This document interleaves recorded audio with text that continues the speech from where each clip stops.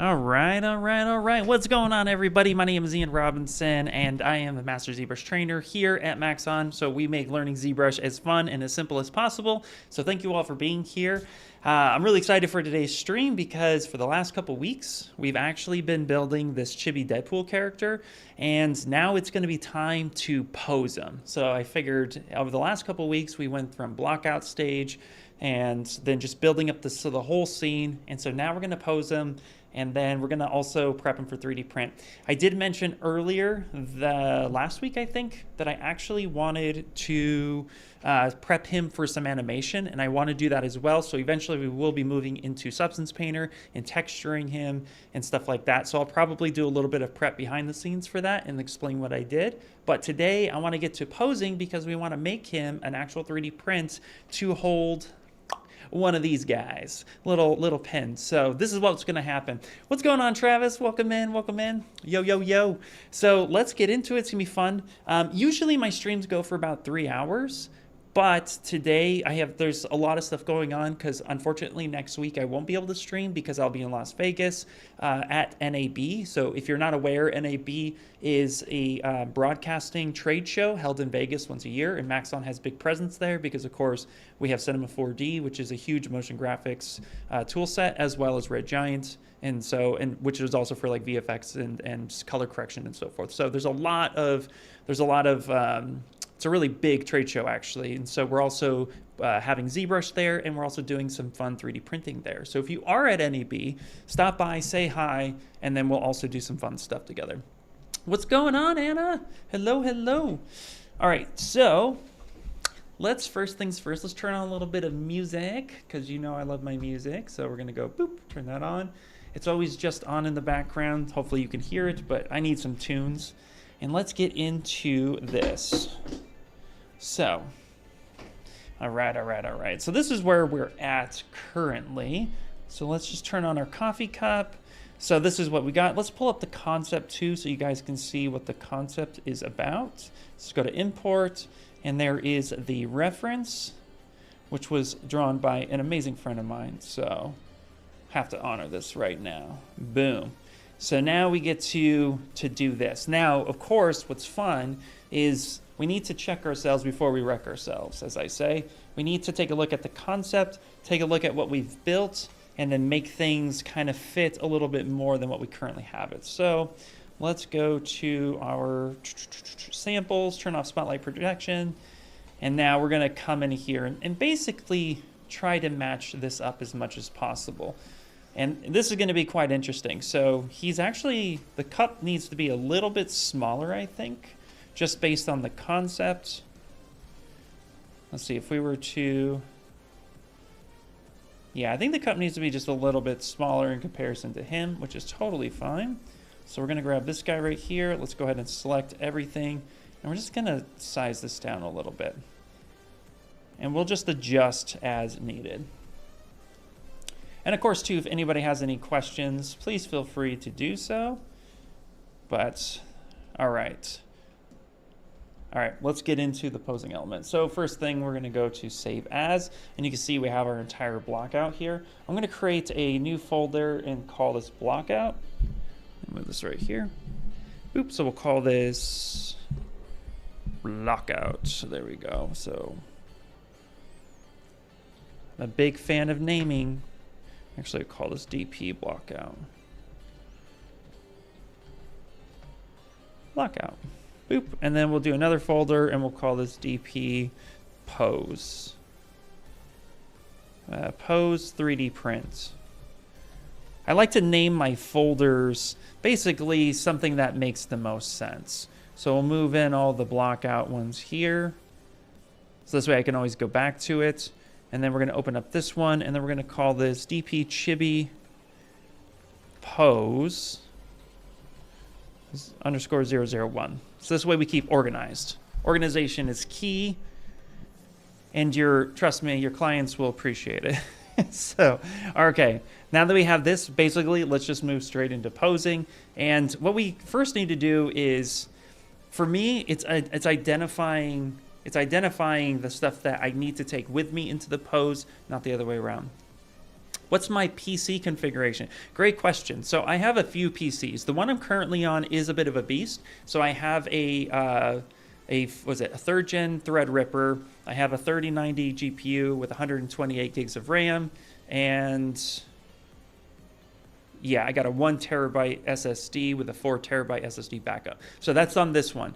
Yeah, that's this one.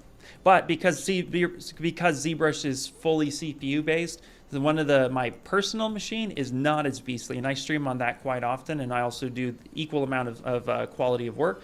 And my PC at home is actually a Ryzen 5 CPU with 48 gigs of RAM and a terabyte SSD and a 2080 Super graphics card, RTX Super. So, and it works equally as well. So this is what I love about ZBrush. You have a wide range of different specs you can operate on.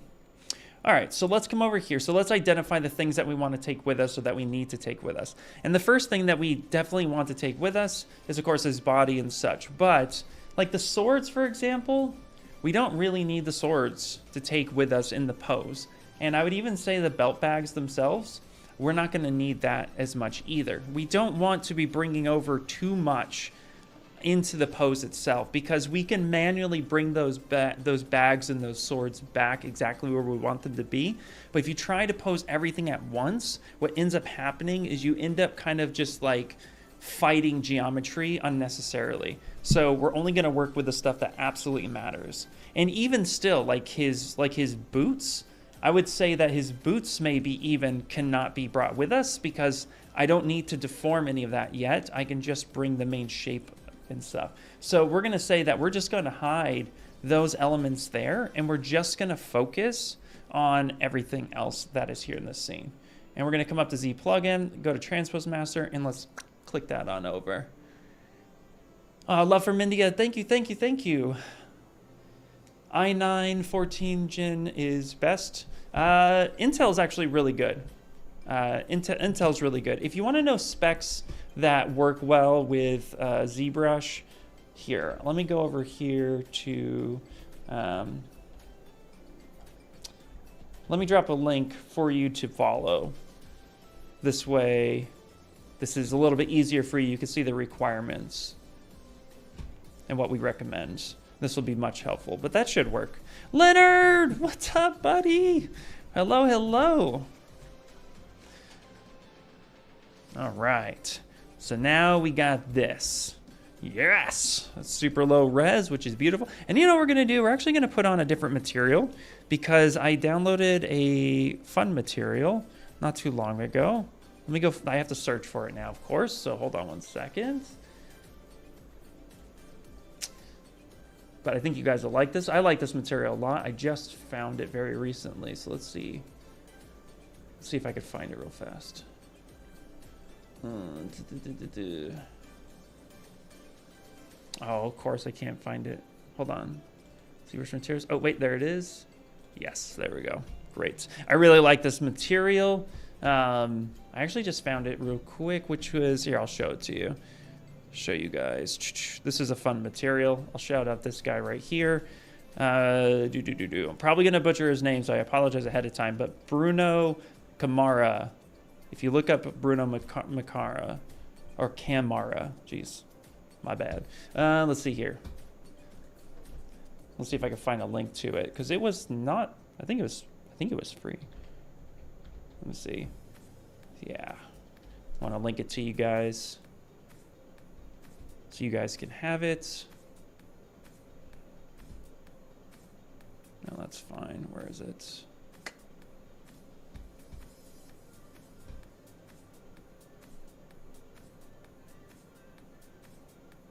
I should have had the link ahead of time, so that's my fault. Let me see. He's a Brazilian artist, which is awesome. Let me see if I could find his... We're off to a great start. Let me see. Where's the shop? Yeah, Marketplace. Let's see. Let's go. Bruno Câmara Matt Cap.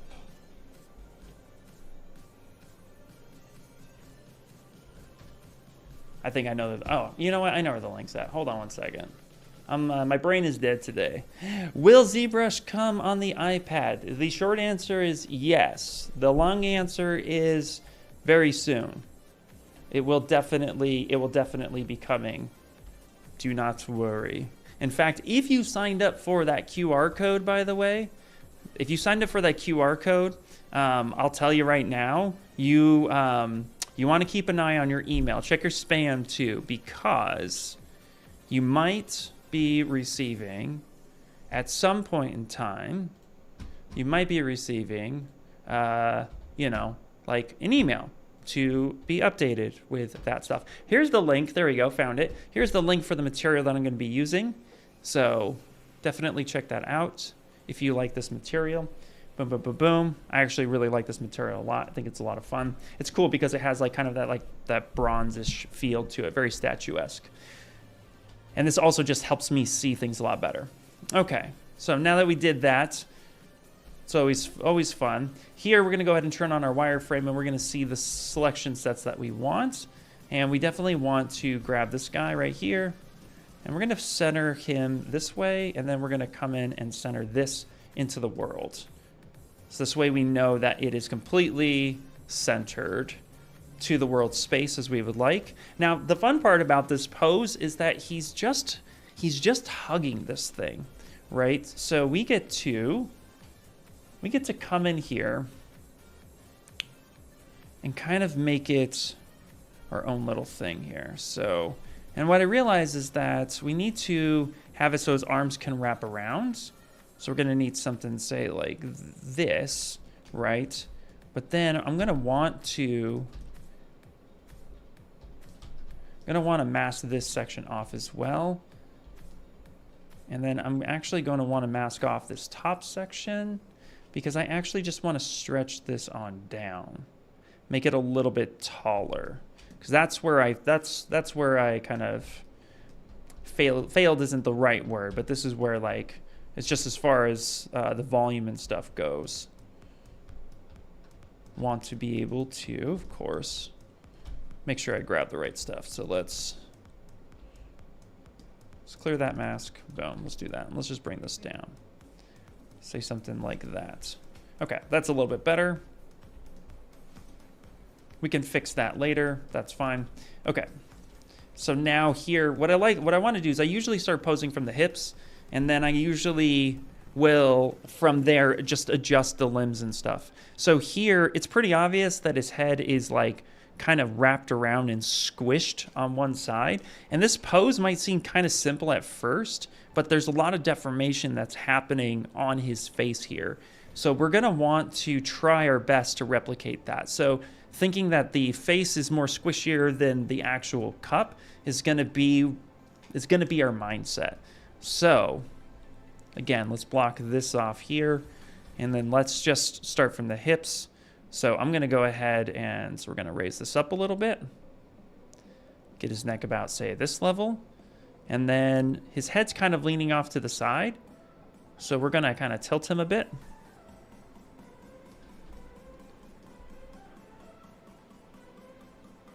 Let's go up a little bit higher. Actually, let's go a little bit lower here. Let's do something like that. Okay. And now we're going to take the select lasso, and we're going to select this section here. Then we're going to Control-Shift-A, and that's going to grab everything on his head. Let's mask this off. And then we're going to try to pivot this from his neck point. Yeah.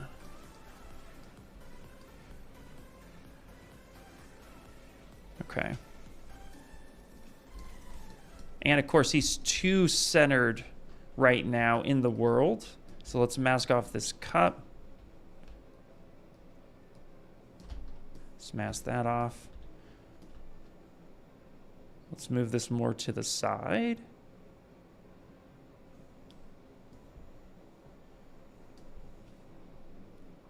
And with posing, you definitely want to take your time with this. So we want this to be right. Okay. You know what I'm going to do actually here? I'm going to turn him to the side a little bit. I want him kind of on the side because I want to see him from all angles. So my thought process right now is I want to see him from this angle.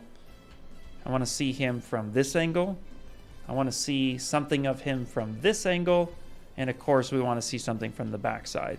Anytime you're doing 3D printing or statue work, you want to come at it from all angles. What's up, Ashley? What's up, AQ? How you doing?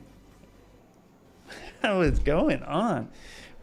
We're here with the posing stuff now. Oh, thanks. Yeah. All right. So let's go ahead and get this somewhat like this. Thriving. Yeah. Nice. Nice. Okay. I think this will relatively be pretty good. So let's grab all this again. We're also going to, I'm kind of going to want him to rotate his head just a little bit. Oh, there we go.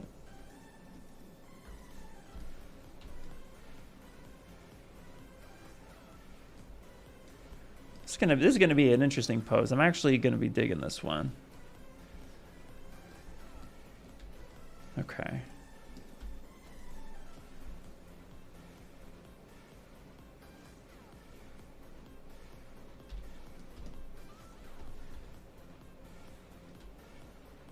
Okay. Trying to think here. All right, so we got this. All right, let's just move. Let's start with the body here. So I'm actually going to, here's what I'm going to do on this. So we're going to start moving.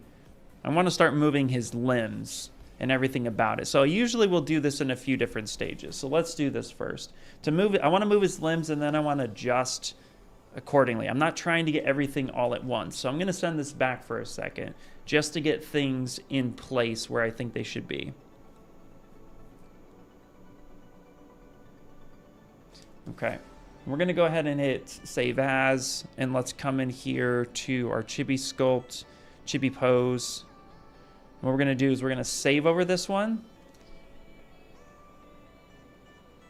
And then we're going to save next, giving us another iteration. And then I'm literally going to just turn around. And on the coffee cup, let's turn everything off except for this one base right here. Like, I'm not going to move his head, but I just want to focus on his arms. It'll be way easier to work with the one object than working with all of these objects. So just doing myself a favor and not focusing too much on that. And then let's just go ahead and hit save so I don't have to redo that in case I break ZBrush, because I have a tendency to do that. Come in here and just send this forward.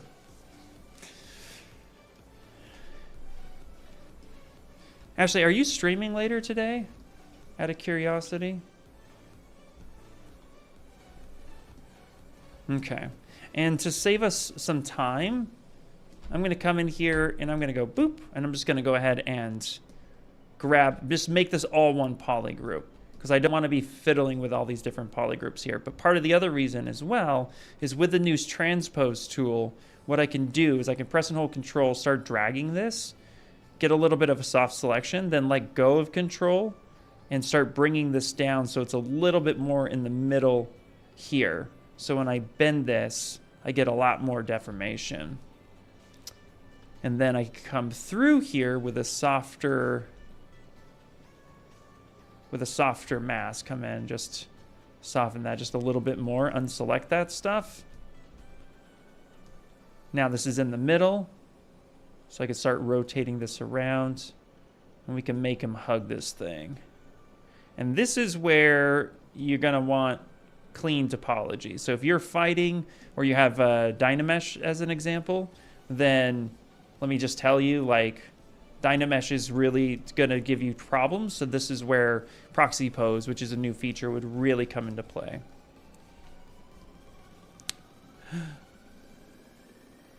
Oi, oi. Sweet. Okay. So I'm going to soften this a bit more, and I'm going to push this forward. And we're just going to break it. So with posing, I recommend just going for it. Just break it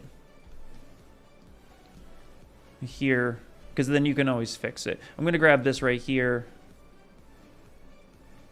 There we go. Yeah, do that. Okay, we'll just leave that alone for now. Let's just do that. And then same thing. Let's come over here, drag and hold control, put that somewhere right about there. We're gonna hide this guy for a second. Come in, mask that, kind of do a soften. Boop, boop, boop. There we go. And we have to imagine the other side of this. So we may move the cup or move him ultimately. In fact, that's exactly what needs to happen. We need to move him over a little bit more. There we go. I think if we hold him back, if we lean him back a bit, with my mind on my money and my money on my mind, do something like this. Okay, let's get this leaned over. Looks like nothing is getting done today with all the screaming. No, of course not, man. Of course not.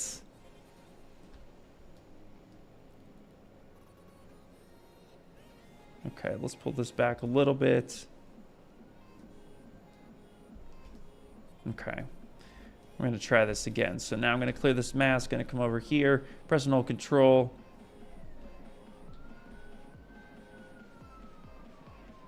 Something like that's going. I'm going to do the same thing. Come in here, mask that off. Feather that mask. It's a lot of rinse and repeat when it comes to posing. Then, okay, I want his elbow in a little bit, but his hand is obviously in the wrong position, which is totally fine. We'll fix that. We just want this close enough. Okay. Now the fun part. And I don't mean that sarcastically, but kind of. I'm still using mostly Transpose the gizmo. So yeah, yeah. I love the gizmo. I think the gizmo is pretty fantastic. But sometimes I'll use the transpose line as well. I think it depends on my mood. Okay. So here, literally, let's. I almost hit solo for a second. We're gonna come in here. Okay. So I'm just ultimately gonna break this and fix this. Like this is kind of where it needs to be. Because there's not going to be a good way, so we're just going to do this, and we'll fix it.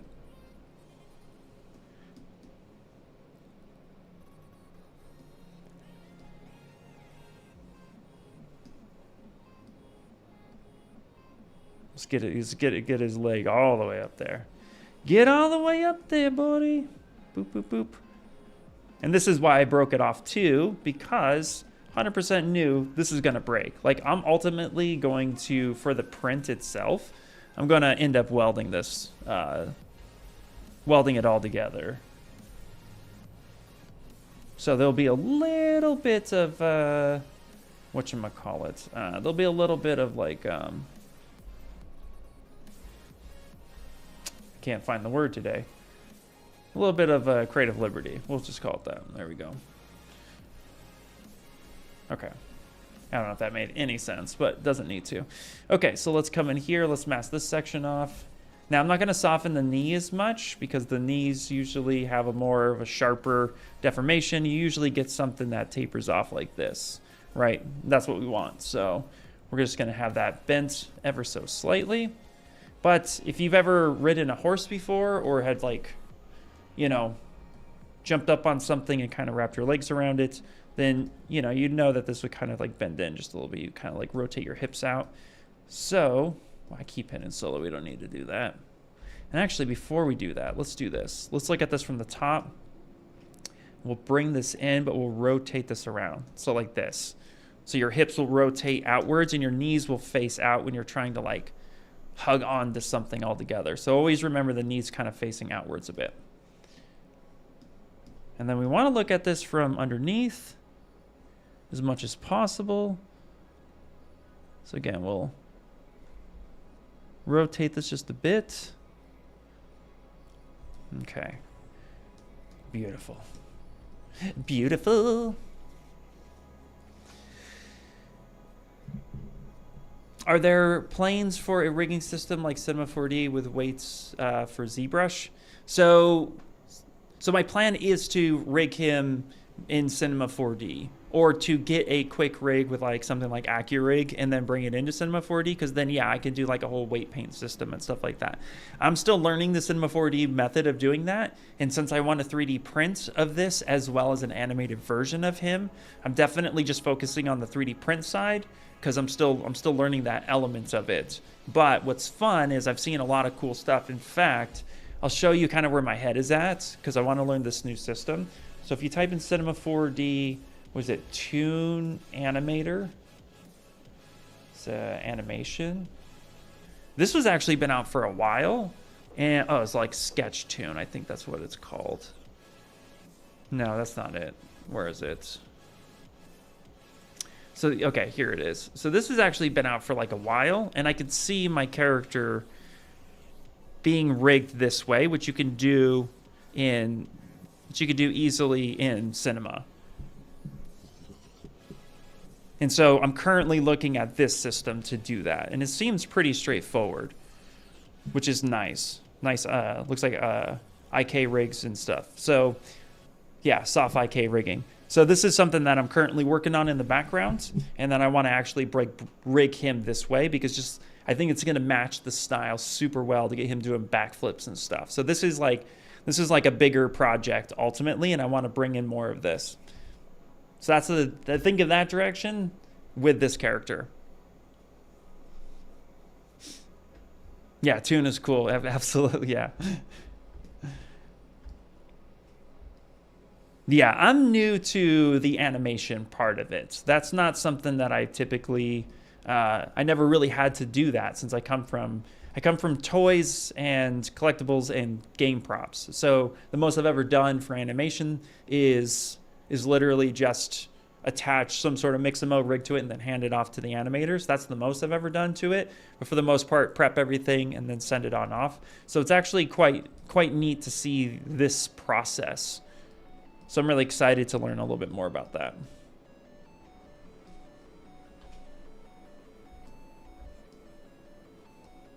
Okay, so we're going to come through here. But for this project, we're just going to stick with what we know. Okay. I want to make sure that this is masked off. And let's get in here. I didn't mean to turn on symmetry. And again, we're just going to boop. Okay, and immediately posing him tells me that my coffee cup itself might actually now be too tall. That's okay though, you know. We go for it.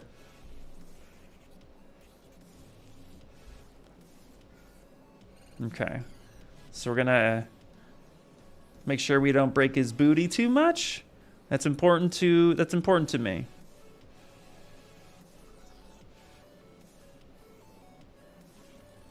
Rotate that around. There we go. Again, moving this up in the world. Okay. And of course, here is where we're going to start breaking stuff. This is where life gets complicated, right? So we need to do ourselves a favor here and start shaping some things up. So this is where we're going to have some manual work coming in, but that's okay. For right now, we're just going to do ourselves a favor, and we're going to just start implementing stuff down. All right, so it looks like I have double threading here, which I don't need all that. Interesting that occurred. That's fine. It's probably just the second one, and then we missed it, which is all good in the hood. So I'll leave that there, and we'll end up deleting hidden. Don't delete hidden from Transpose Master, because it may, when it tries to link back to your other canvas, that's where you can run into problems. So the tendency might be like, I found a second one, I don't need that, let me just delete that real quick. Don't do that. Just let that sit there for a bit, bring it on over, and then delete it when necessary. So, okay. And then here, we're gonna come in, and I'm just gonna go ahead and grab this guy right here. And we're just gonna hide this guy.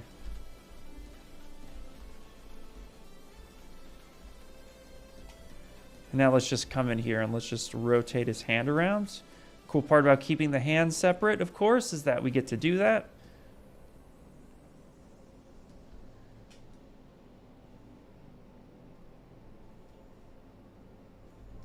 So we'll put this here, and of course we'll need to move his arm out a little bit, but this is going to be perfect because this will allow us for more fine tuning. And then same thing here. Let's go ahead and just grab a little bit of everything all at once. Control-Shift-A, mask that off. Boop, rotate that. And actually, we could just center that more, rotate it so it's not moving as much. And then let's just know that we're going to be bending his arm up. And let's move this in.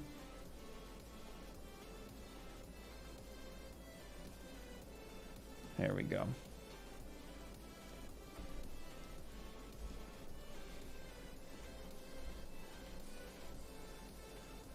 And there we go.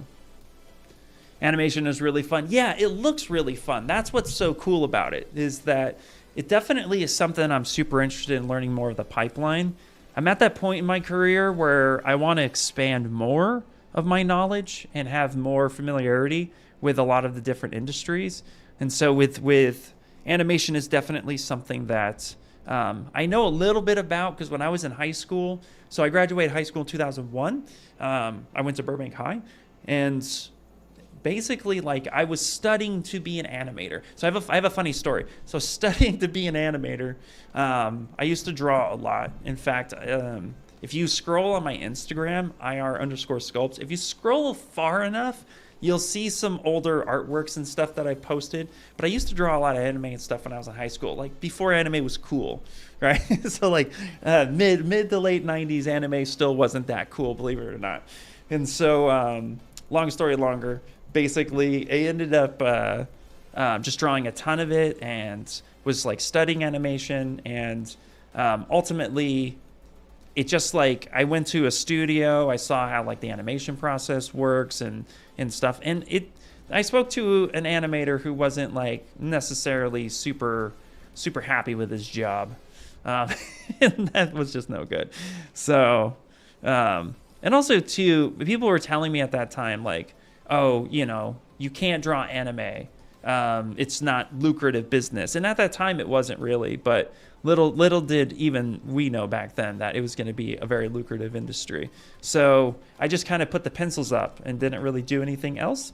But now, like, it's actually quite fascinating because, you know, I want to kind of get back into a little bit of that, a little bit of drawing, you know, probably get into some concept work, which would be a lot of fun. I know A-Cube, you draw. I would probably pick your brain a bit more, but it's definitely something more I want to end up doing. Okay.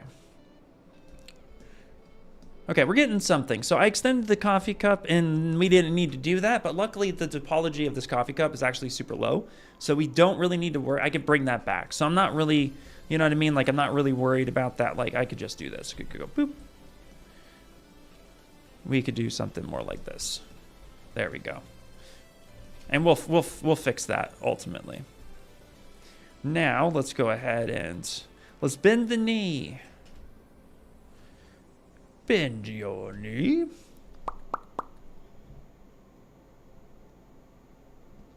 Hey, let's see here. Hello, what's up, Jay? How you doing? Hey, Ian. I know it's a tangent from the topic, but can you tell me how to sculpt a rocky surface? It's a ring, and then the surface is rocky crystals coming from all around it. Ooh, rocks. Rocks are super cool. Okay, I'll tell you what. Let me finish my let me finish my posing thought, and then we'll put my rock sculpting hat on, and I'll show you some cool techniques. What I can tell you is immediately up here in the light box, if you go to, I can tell you right now the brushes I use for all my rock content. So Trim Dynamic is a huge one. I love Trim Dynamic. That's a big one. H Polish is also a really good tool for that. But then if you come up here to the light box, go to brush, and you go to, where are you, mallets? Where are my mallet brushes? Move, morph, blah, blah, blah, blah, blah, blah. Hold on 1 second. Why is my brain dropping? Trim is good. There you go, mallet. Oh my God, it's right here in my face. There you go, Ian. And mallet. So the mallet brushes, really, really cool. Great brushes to use as well. So I'll show you some cool techniques when I pop over there. Absolutely. How did the Blink-182 come into using the rabbit? Ooh, dude, that's a story, man. That is a story. It's actually a super fun story. So basically, the Blink-182 rabbit came to be because I was actually in my Discord hanging out with some friends, and I was just like really bored and I didn't know what to sculpt. I was bored and I didn't know what to sculpt. And I'm sure all of you can relate to this very common problem.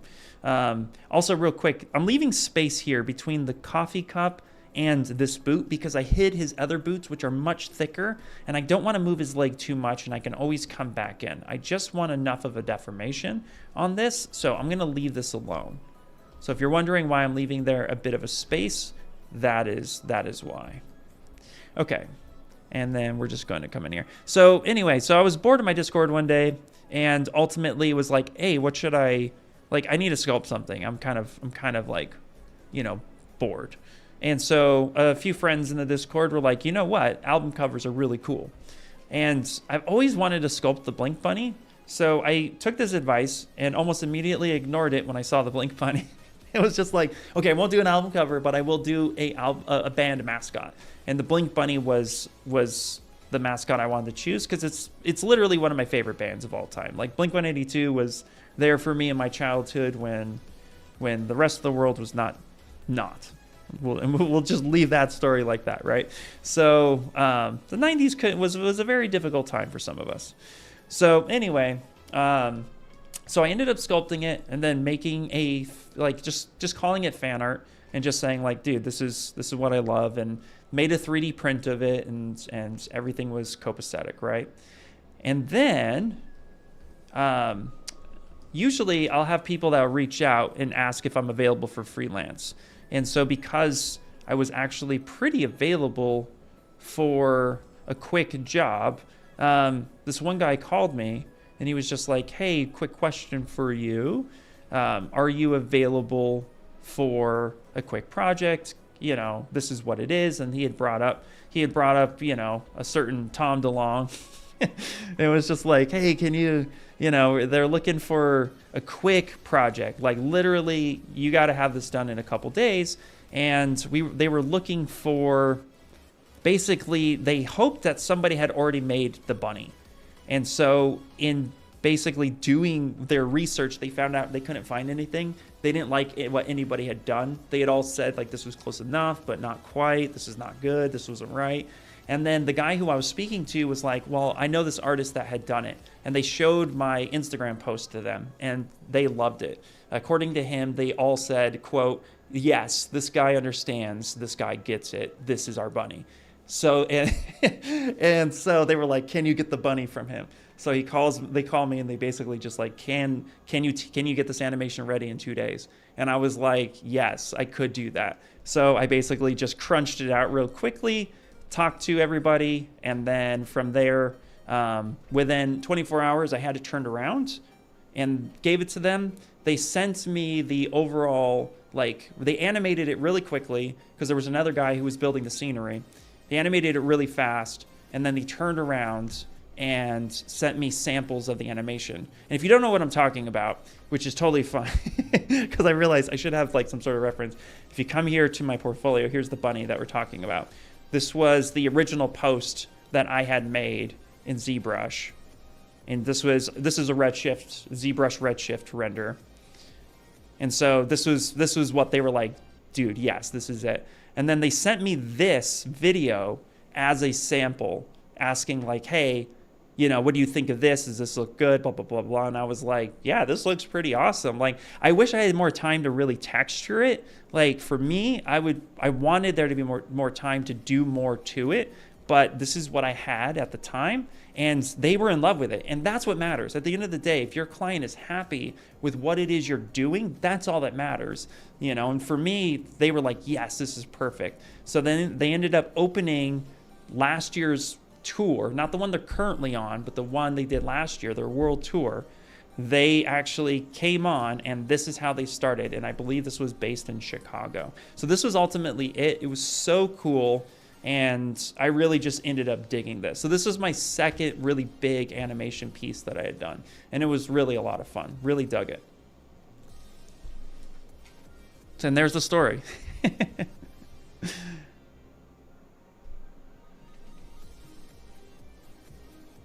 Oh, I barely speak English correctly. I don't speak a second language, unfortunately. I know bits and pieces of it.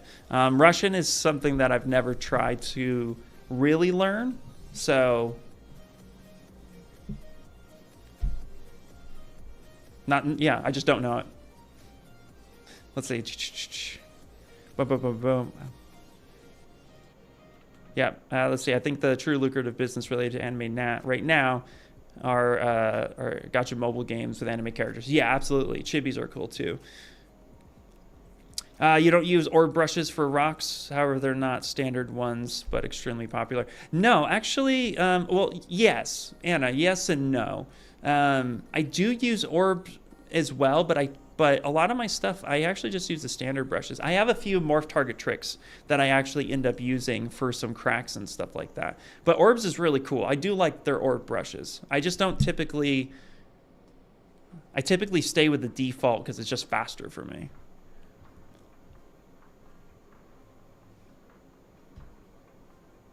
Yeah, guys, if you guys don't know who Ashley Adams is or Anna, definitely say hi to them and follow them because they're both amazing live streamers and great sculptors. Oh yeah, thanks Ash. Thanks Ash. Yeah, that's a fun story. It was so random. I loved it. Thanks Brat. Thank you. Yeah, big same on default brushes. Absolutely. Okay, so here's what we need to do. So we're close enough at this point. So I've gone wild in life. I've done some crazy things as a kid, all right? If you're with me, you understand that pushing everything to the envelope, not saving, is like crucial. I'm not as organized when I'm on huge projects, but for the live stream, we're gonna go back here. We're gonna kick this back. We've done a lot of work, guys. We've done a lot of work, you know? And so we gotta be true to ourselves. We gotta understand that we don't want to just ruin all of our work, right? So we're going to come in here, we're going to come on up, and we're going to go back, and let's come in, and let's save our progress, because we want to see more of this. We want to see more of this come to life, too. So what we're going to do is we're going to turn on the swords, right? We're going to come in here. I'm going to hide a few things. Okay? And we're going to go ahead and just make sure that a lot of this gets pulled out this way. If I were to hit solo for 5 seconds, okay, great. We'll move this out, put the body back on. Put the bodies on the floor, put the bodies on the floor. And now we're gonna end up moving a lot of this stuff over.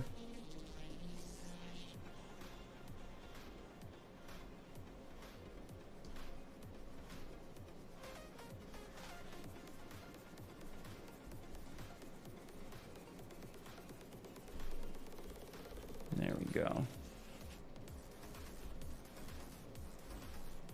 Rotate this a little bit. Because we didn't really change the chest too much, we can kind of just eye this back in its normal spots as much as possible. And move this over just a little bit.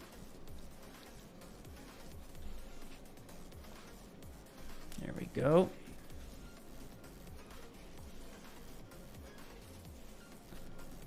All right, maybe bring this down. And just a little bit more of a rotation. And maybe too, just a little bit of a lean back, because I remember leaning him back a little bit.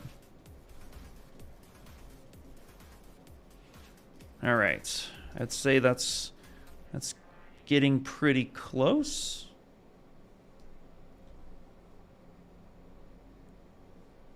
And maybe rotate that just a bit.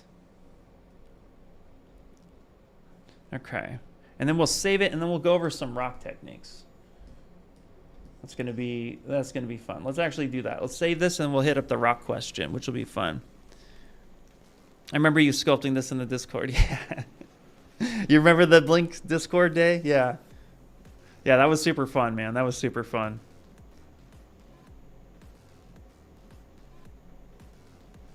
Hey, what's going on, Gus? How you doing? How you doing? I'm doing good, man. Doing good. Getting ready for a show next week. I'm at NAB, and then soon after that, I got another work trip that's happening. So all the work stuff and things, it's all happening all at once. Here, real quick. I'm gonna do just a little bit of this manual strap.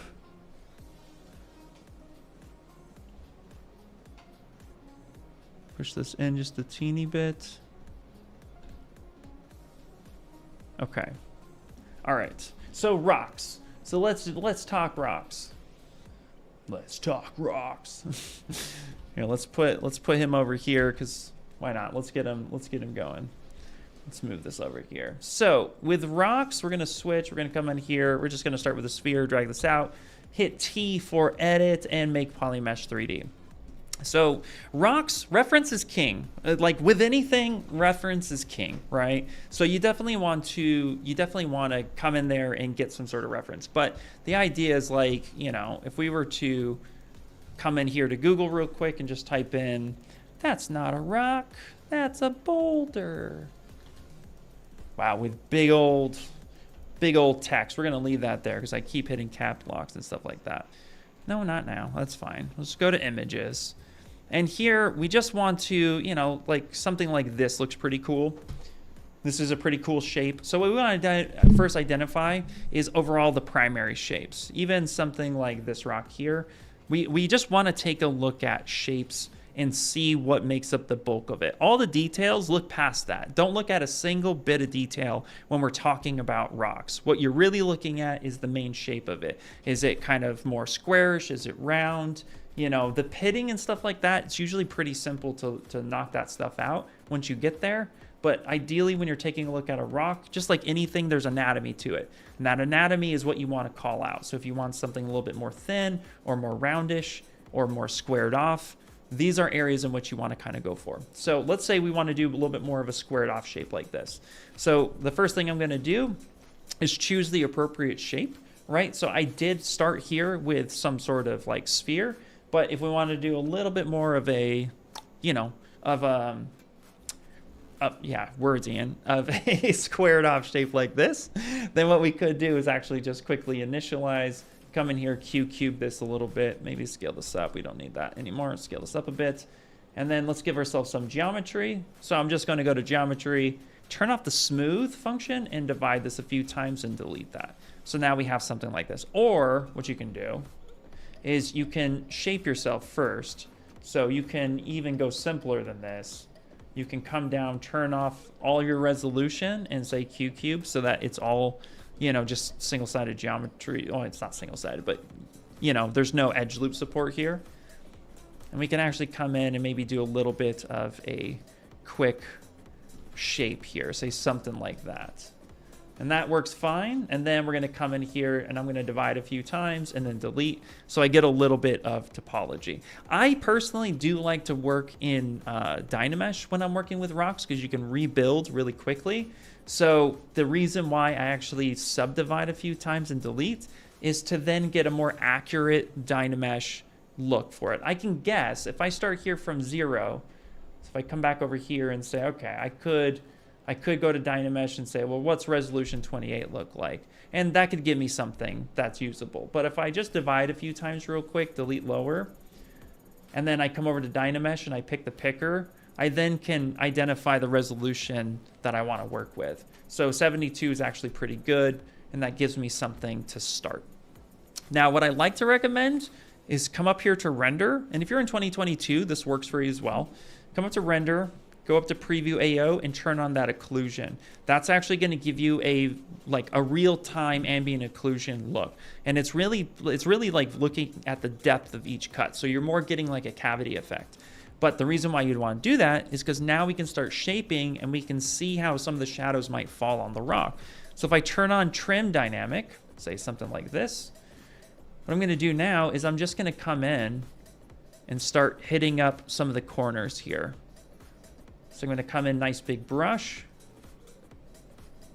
and I'm just going to start hitting up some of these areas just like this. And I'm just doing a rough sketch, nothing too crazy. So say something like this. Now, mind you, I'm not an environment artist, but in our statue work, anytime we do collectibles, we do have to identify, you know, where the character lives. So we do spend a lot of time as toy makers making environment pieces. So you end up learning a little bit about environments while you're doing toys, which is super fun. So, and now say something like just kind of a rough shape-ish. And one thing about rocks, which is super fun and why I can sculpt them forever, is there are sharp edges on rocks, but the sharp edges usually happens where there is some sort of damage to the rock, i.e. a rock cracked open, fell apart, it dropped. Usually if a rock is standing alone all by itself and is only exposed to the environments, over time, what will happen is the rock will become round and soft. And the reason for it is because water will corrode it over time, and it will start taking away a lot of those harsh features. When a rock breaks, you know, either like a mudslide or some sort of like earthquake happens, anything like major comes through, another rock falls on a rock, those things, that's where those sharp edges will live. So when you're designing your rock and you're looking at your reference, you always just kind of want to take a look at where they're sharp and why. So something like here, you can see these kind of crevices and they cracks, and all of these are cool and interesting. But as it stops breaking over time, these areas ended up getting really soft, which is why you end up getting nice smooth stones over time. Because even if we look at these, you can see some of these are a little bit rough, but this one right here is very, very smooth. This one over here is smooth as well, which indicates that there's a lot of water that rushes over these rocks on a daily basis. So this picture was probably taken somewhere either by a lake or by the sea where tides come in. And they're kind of rough because they're clanking against each other, but they're getting softer over time because they're becoming more they move with the elements. So little things like that is super easy to do that stuff. What up, Carbon 44444? What's happening, buddy? Hey, Ian, I have a question. How can I get more DynaMesh resolution? Sometimes I subdivide and a DynaMesh object to sculpt on top, but after that, there's no going back. Okay, so DynaMesh is resolution, and I'll actually cover it while I'm making this rock. DynaMesh resolution is based on the size or / the scale of your scene. So, for example, right now we're at 72, and up at the top, you can see my active points is 24,000 total points, which is nothing. That's child's play, people. That's nothing, right? But if we come down under geometry towards the bottom and pick size, take a look at this. So your default size in ZBrush, every time you open up a project, like the sphere project, like say this one right up over here, this one right here, your default size project in ZBrush is equivalent to 2 millimeter. And if you don't know what that is, it's very, very small. It's very, very small. And that is the size that ZBrush normally operates. Anytime you were to come up here and check your size on something, so let's say I would grab my Transpose tool here, one of my favorite ones for measuring, come in here and measure this point to this point, you'll see here that it says 2.0131 units. However, if I were to set scene scale, this units is equal to millimeters. So by default, you're working at microscopic levels when you're working in ZBrush, and that's something to keep in mind. So when you scale something up, and this is actually a trick I showed in 2021, I think, which is the first ZBrush Summit or the first online ZBrush summit where they actually reached out to our ZBrush live artists and asked us to give them tips and tricks. And I think this one went over I think this one went over a few people's heads on this because maybe I probably didn't have a good time explaining it. But basically, this is where Stager was a new feature introduced, and this was a lifesaver to me. Because I know that DynaMesh is directly tied to the size of the actual model. The thing is that if I were to set like a home stage and scale this up, like by a lot. So let's just say something like this. So I scaled it up. Boop, boop, boop, boop, boop. So now if I look at size, I'm at 13.9. So I went from 2.0 to 13.9. So we'll call it 14 for the sake of sakes. And then I say target stage and I switch back and forth, right? That's my small scale, that's my big scale. If I were to just re-dynamesh this at 72, now I went from 24,000 to 1.05 million total points.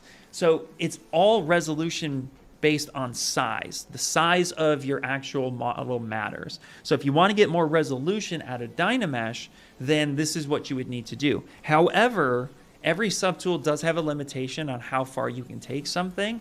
And typically, even I see that like, I'll have a model that won't want to break 7 or 8 million total points on DynaMesh. At that point, I recommend remeshing anyway, projecting your details back because you can get more out of it, or you end up using Sculptris Pro, but at some point you'll hit the limitation of how much topology that one subtool can have, because there is a limitation to it. I can't remember the exact number, but it's not super high. So you want to just kind of like balance this out a little bit. And again, if I switch this back, and then now I re-dynamesh again, you can see we went right back to the 24,000. So if you just manipulate the scale of your model, you'll get more resolution out of your DynaMesh. Perfect, perfect. Hey, thanks for the tip. I was actually trying to make a rock earlier, but I was going to use Sculptris. Oh, Sculptris is perfect for that too. I was having an issue with smoothing parts and getting small holes, but then I would move around and some parts would go away, would stay, and close holes didn't fix it. Any ideas why? Interesting. You could have intersected geometry, or quite possibly you have 2 points where there is no hole, but it's not. But you've created an internal. You've created internal geometry, which then maybe isn't welding correctly like you think. So there are a couple solutions to that. It's possible. Something like that's a little bit more like if I see it, I can answer it clearly, but that sounds like maybe that's what that is. When in doubt, what you could do is you could do auto groups. Do auto groups on your polygroups and then try to isolate the outer shell and then delete hidden and then close holes. And that might solve the problem for you. Maybe, quite possibly. So, okay. So I'm going to up the resolution just a bit on this. So I'm going to do just a little bit more. Hit that just to get something. Now here, I'm going to go ahead and use those mallet brushes. And this is what I was really talking about. I like these brushes a lot. So you can also use these mallet brushes for like wood and stuff, which is fun. If I were to take a mallet brush here and I were to start coming in and just scraping across, maybe up my resolution just a teeny bit more, say boop, something like that. There we go. Yeah, something like that. Now what I can do is you can see with this mallet brush, I can come in here and I can start refining some of this. And you want to kind of pick a direction. You don't want to do this. You just don't want to be like randomly doing this. You want to pick a direction. Same thing with muscle too. Anytime you're sculpting like muscle or directional information, you want to pick a direction and stick with it. So something like this would be pretty good. And I don't want to go too deep on that. Say something like this. And I'm just roughing this out just so you guys can kind of see what I'm talking about. But you can see even just like in little chunks, it's starting to get me something that looks pretty cool. And what you can also do as well is come up here to DynaMesh, turn polish on and turn blur off. And when you do this, the next time I DynaMesh, lightly hit some of this up and just kind of light tapping, do this. I'm going to get a little bit more of those sharp edges on that. I'm going to come in here. You can do little gouges like this if you need to. Which, this is what I love about this brush. It doesn't take much either, which is super fun. Just nice little light strokes. And then you can even adjust the intensity a little bit. Do a little bit of like a circular stroke and then on top. And again, I'm just kind of following the direction of how I want this to be. Coming in, and I'm just kind of stacking this a little bit. Right? And then I can come in here. Now if I DynaMesh that again, that resolution is not high enough, so I can kick this up a bit. And again, I can either increase the resolution, or what I can just do is I can just increase the scaling a little bit. If my scene isn't fully set, I'll just scale it up a little bit so I'm not hitting it too hard.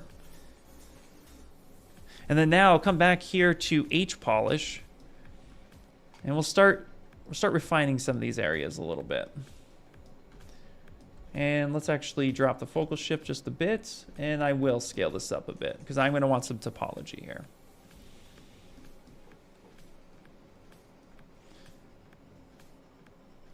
And what's cool about the H polish is, again, you can kind of stack in some of these areas. Refine some of this. Now, again, let's turn that is turned on, which is great. And then I'll switch back to, like I said, I'll switch back to the mallet fast. Anytime you pick a brush from the top, it'll go back into your brush menu, so I don't have to come back up to the light box. I can if I want to change brushes, but if I just come over to hit B for brush, now that I've picked it, it defaults down at the bottom. And again, now I can just come in and we can hit some of this stuff.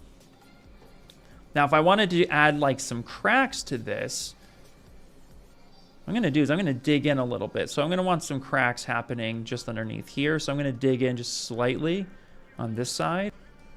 So maybe I'll want a little bit of cracks happening there. Maybe dig in a little bit here. Again, just following a direction. Re-DynaMesh that just a bit. There we go. And you can see you can start really having some fun with this. You can start digging in. And now I have this little shape here. Maybe I want to turn this into a crack. So what we can do now, which is really cool, we can come in here and let's turn on our morph target. So I'm going to store a morph target here, and let's go with damn standard. And I'm going to come in here with a little bit of a bigger brush. I'm going to start coming in and carving this up. Okay, so we'll have something like this. Okay. We'll shrink the brush down just a little bit and get something. Now, this doesn't look really enticing. This is really soft right here. So we stored a morph target. And the reason why we did that is now we want to call back some of this information. So we can come up here to B for brush, M for morph target, and where are we? I think it's G. There it is. Boom. And now what I can start doing is painting some of this back. And this will give me a little bit of like a sharper edge to this. Now this will be usually based on your resolution. So you can see here my resolution's not that strong. But when I take a step back, you can see this is where it was. This was before. It's all nice and soft here. Now I'm getting that nice sharp edge back in this area. And then I can come in here and just continue that forward with damn standard a little bit. And that'll give me some nice sharp edges on that. So anytime I want to do that, you just come in here. Again, you make some big changes. Maybe I cut this in like this, just a little bit. Go back to morph. And I'll just actually paint right next to it, pushing that edge just a little bit. Or maybe I want that crack to kind of come through and stop right there. So you can push some of that information back. So you can start getting some shapes like this. And you just start working your way all the way up until you get what you're looking for. Thanks a lot. The limitation is what got me down it. I guess there was some points. Yeah, I guess I'll have to use your remesh. Yeah, use remesh. I would recommend use remesh for sure.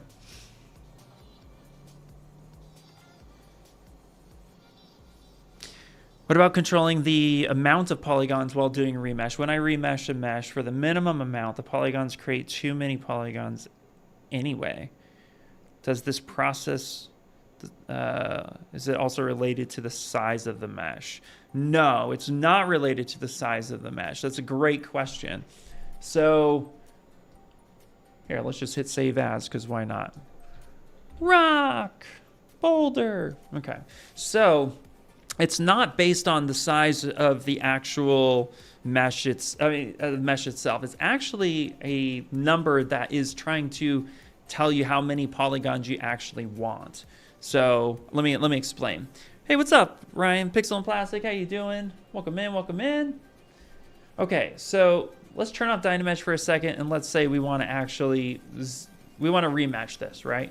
First thing I want to do is come up here to the top. We always want to come to the top and store history by holding Control or Command if you're on Mac, and just tapping in that little spot right there.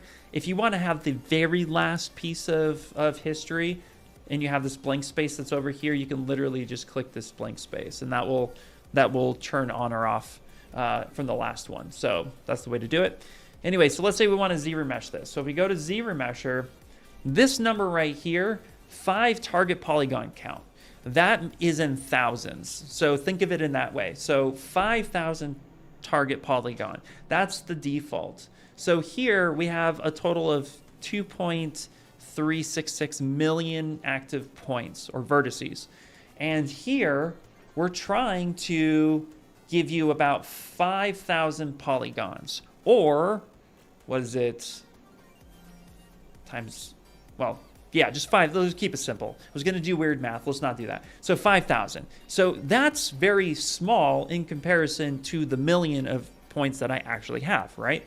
So think of it in that way. It doesn't matter how big or small your subject is. What matters is how many vertices or active points you're trying to stretch across the wide vast of it. So in your case, if your item is really, really small, and it doesn't take a lot of polygons to actually go across this entire shape, then yeah, it might be too much, and then you'll have to scale it down. But think of it in that sense. That's the number of it, right? So in this case, I always recommend you want to start high anyway and work your way down, because the key of ZRemesher is to retain the volume and the shape language of your object. So you're not trying to lose shape language or the work that you've built. You're trying to break it down far enough where it's still able to be sculpted on and maintain that shape, but not defined enough to actually retain a lot of detail, because you don't want the first subdivision level to be super dense. Not typically. There are cases in which you want a more dense mesh depending on what you're going for. Like we just literally built this this little cute character for Maxon. Here, I'll show you real quick. And when I was talking to the team, so if I were to come here, and I'll just type me in. There we go. Oh, well, look, there's only 2 of us on here. Yay. Go Ethery and Robinson. So here, for example, this little cute mascot robot that I just built a couple weeks ago for Maxon, like when I was talking to the animation team and in posing, I told them, I said, you know, the detail here, I can drop down the legs and the arms really, really low. And they actually came back and said, do me a favor and keep that a little bit more dense. Like, it's okay to make that more dense, because there's certain tools in Cinema 4D, the way they wanted to rig it, they actually wanted the density of it. They didn't want a loose deformation to where you could see the polygons. So we actually went a lot denser in the arms and in the legs per request from the animation team. So in doing so, it actually ended up working out. So there are cases in which it's important to work with the team and identify how big or small something is, but typically you want clean topology and you want it to be low enough to be manipulated. And so here we have a little bit more dense on the actual arms for this reason. So if I were to actually turn on the Marmoset viewer here, and we take a look at this and we look at here, you could see that it's a little bit dense here. But again, this was a preference that they wanted because we wanted to retain this shape, and they did some really cool magic that we can't wait to share. So that being said, right, let's going back here. When we're talking about ZRemesher, the idea is keep it low enough that it holds the shape and the volume, but keep it dense enough that it's you know, holding on to the main shape, but you can subdivide and put details on it. Hopefully that made sense. I tend to rant a lot. So how does this work here? So 2.3 million, 5, that's probably not enough for me. So I'm gonna kick up to say something like 20 to 30,000. So I'm kicking it down quite a bit. So I just move, basically what I do is I take this number right up here. Simple way to do it, 2.3 million. I take this decimal and I move it one time to the right. And that number, 23.6 mil, or the 23.6, I think of that in thousands. That could be close enough. So here I have like 26 to 28. Sounds good. So if I say ZRemesh now, then I should get something that's actually pretty cool. So let's give it a second to do that. And then let me look back on the chat while that works, because I clicked a different link. Hey, what's up, Ryan?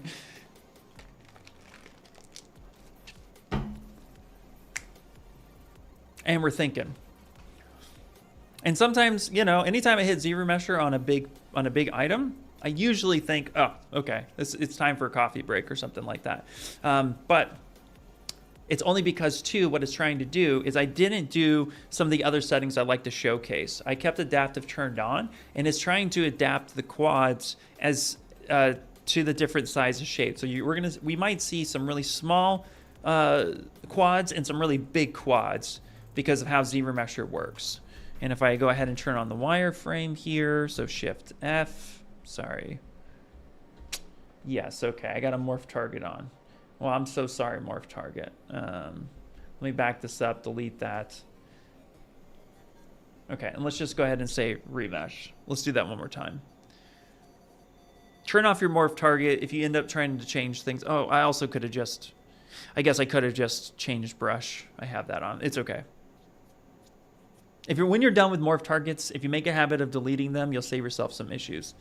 Morph targets are good, but sometimes if you leave them on for too long, I use them for specific purposes. I tend to forget, and then I'll be like, oh, I had a morph target, and I'll sometimes lose myself. So I tend to delete it if I'm not using it.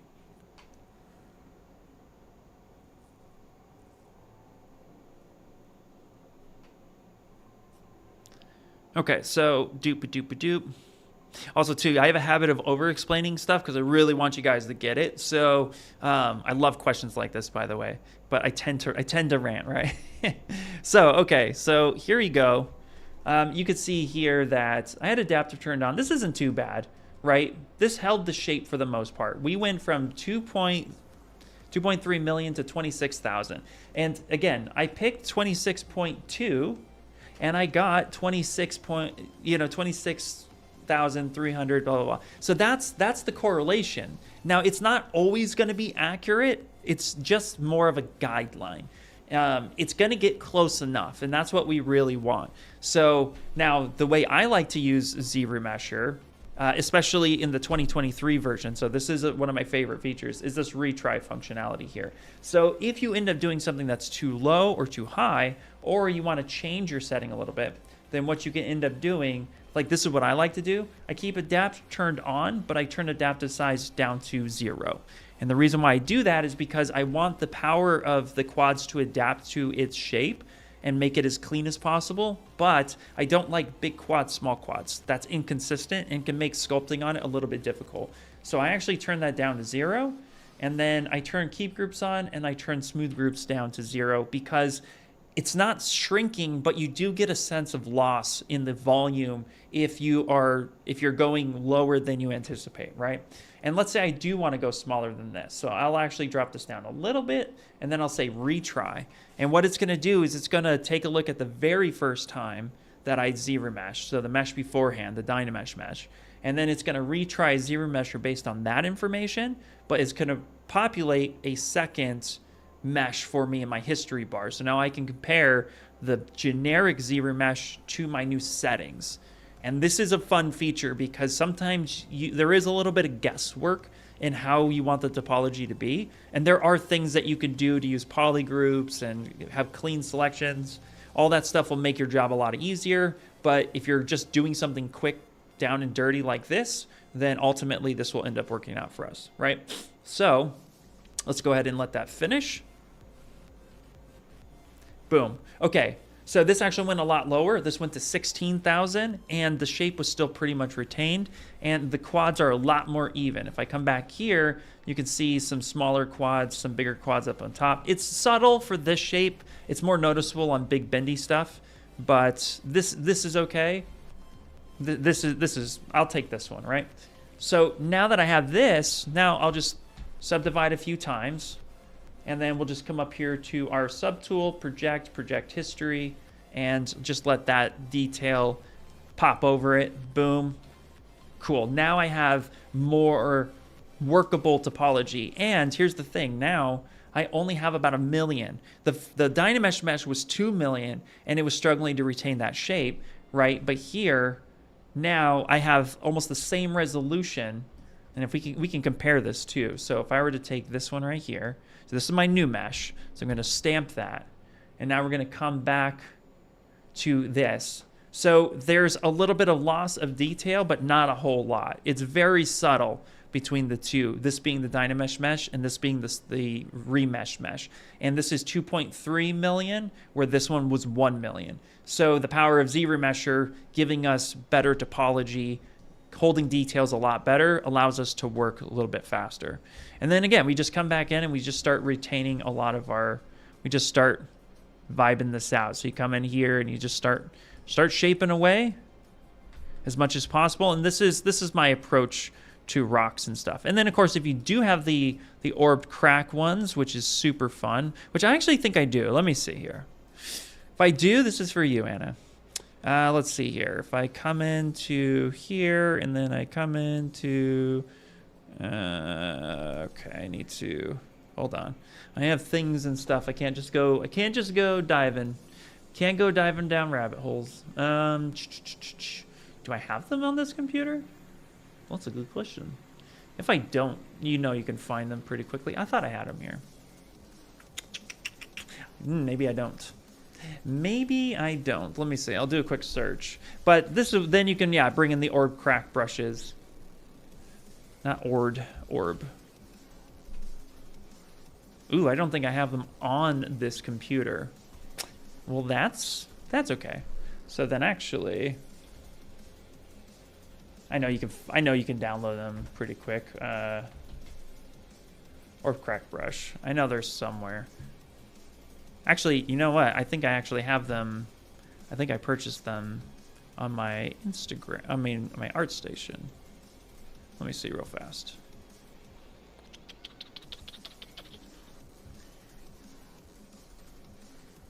Well, I won't go down that rabbit hole. We don't have a whole lot of time today, but here you guys go. You can actually, if you don't have this one, then I'll share the link for you because these are actually really cool brushes. So let's come in here and let's share that. Boom. So, yep. Thank you for the detailed answer. Absolutely. You can find them on Gunroad. Perfect. So, yeah, there's that. I think I got them on ArtStation at one point. Let's see. If I go to my library and then...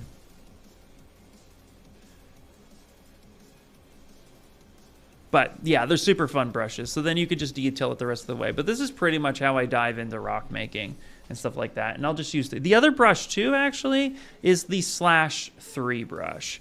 So slash and then Slahs3. This is a super fun brush because you get to really take shapes like this. So if you don't have the orb crack brush, then what you can do, again, you can come in here and here, let's just do this real fast. Come in there, grab this detail. Again, you can come in here, do your morph target. Boom, bada bing, come in and actually turn on, let's go to stroke, lazy mouse, pump that sucker up. So you can actually come in here and do some refinement a little bit.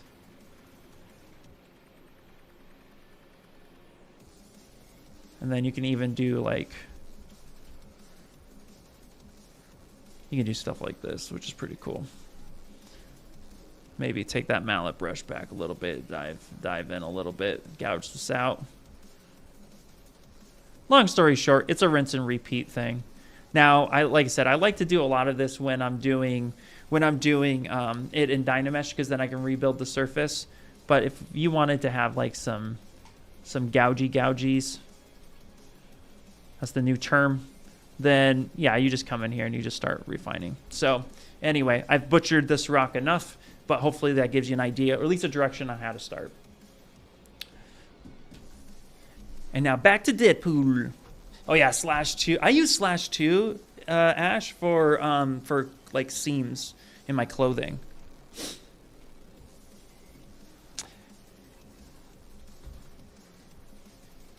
Yeah, I have them somewhere. I have them somewhere. I think what happened was like 2 months ago, I ended up moving a lot of stuff over to OneDrive at work, and then I lost some brushes. I think I didn't back some brushes up, but I have them on like my my ArtStation and stuff. Everywhere else I've purchased them. Okay.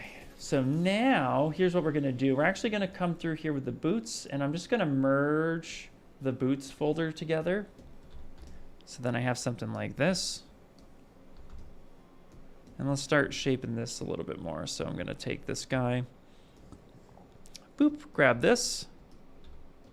And now we just start placing the boots everywhere. Das Boot.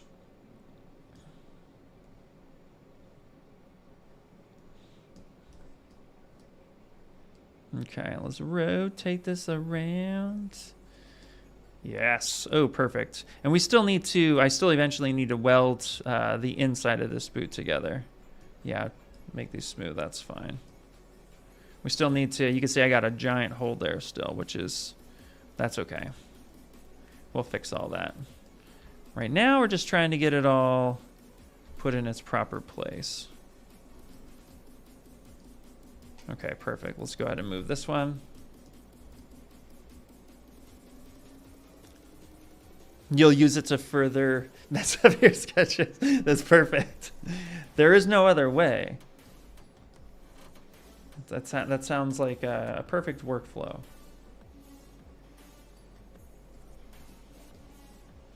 I'm always messing up my sketches. I mean, are you even an artist if you're not messing up your sketches? Do you even art?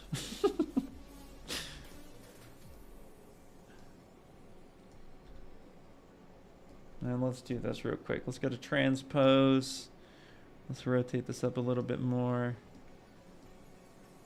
Okay, cool. Say something like that. Okay, cool. All right, let's turn the rest of this. So first things first. All right, we have the armor. The armor is moved over quite nice, which is good. We'll need to fix some of this here, which is totally fine. Totes my goats. We can just turn, again, all that color off for a second. And we start refining a lot of this. Oh, hold on. So I have symmetry turned on, and I don't want that turned on. No, I read your messages. I see you, Punching Ball.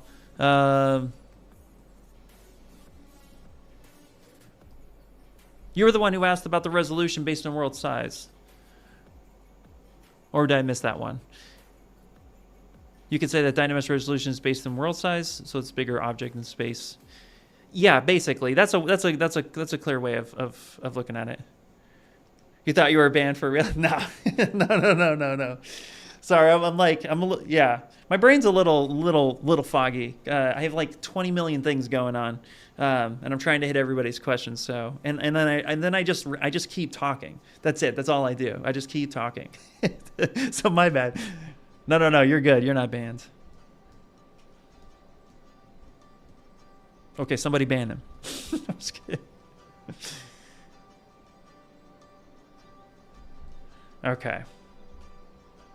All right, so let's turn that back off. There we go. Perfect. All right, so we'll move that arm back out a little bit. Okay, we don't need the boots turned on. What happened to my eyes?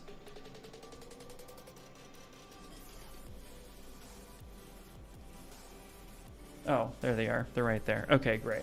So let's do that. Now, let's do something real quick here. So we have this turned on, and here's the thing. I actually want this to be a pen holder. So here's what's going to be kind of cool about this. So here's the lid, right? So we want this to be a pen holder. And of course, we're also kind of interpreting a little bit of, we're trying to interpret how this is actually going to work, because clearly in 2D, if we look at the reference, like it feels like the anatomy was able to be cheated a little bit, right? Because the subject is Deadpool's face. And so it's not the coffee cup. The coffee cup is the complement to the character. So we really want to make sure that we are trying our best to match this as much as possible, but we also want a somewhat realistic approach to this. It has to make sense. And if it doesn't make sense, then it's just going to feel a little funky-dunky. But what we can do is cheat a few things here. So one of the things I'm going to cheat is getting this head up here a little bit more and maybe pulled forward just a little bit.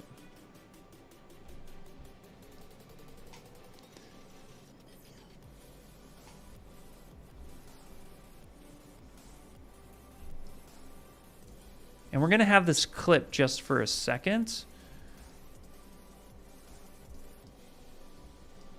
because then we'll add what I like to call the squish factor. So we'll like bring this up a bit and have this start kind of coming down here a little bit, like his face is resting on it. Okay. Yeah, that's starting to look a lot more adorable. Let's grab this guy, and not any of that. Let's bring this up. There we go. So maybe I did adjust the cup size just fine. Ooh, look at that. Look at that. It's actually looking pretty cute. So let's come over here, come bring this on back, and we're just gonna go ahead and hit save for this. And now what we wanna do is, like I said, I want this to be a pen holder. That's the goal for me. So we get to do something, which is really fun. We get to size a few things. So if we come up here to project, you can see here that we have Wacom right here, right? So if I come in here, I just saved this Deadpool character. So I have a Wacom pen, and then of course too, I have a couple of the grips here. So I'm gonna grab, I believe it's this one. So I'm gonna open up this project. I'm gonna say, nope, no need to save this one because we already did that. And now we have this pen holder. And this will hold pretty much any pen that looks like this. This one's by Sense Labs, but pretty much any pen that looks like this, it's gonna hold this. And you can see here that it's already designed with PolyGroups in mind, which is fantastic. So what does this mean for us? Let's come back over here. Let's load our Chibi Deadpool 2 pose. And let's go ahead, come back here to the pen holder, turn off perspective because we don't need that. I'm gonna hit copy, come in here, and now we're going to go ahead and we're going to hit paste. So let's just paste this somewhere and go paste. Bam. Beautiful. And now you can see in real world scale here. Remember when I was saying 2 millimeters? Okay, it might be a little hard to see, but there's my Deadpool character right in there. That's how big he is, from like right here to right here. And this is the size of the pen holder, right? If I were to move this pen holder out the way, look at that. There's our little Deadpool, there's the pen holder. So we want to work at the scale of the pen holder, right?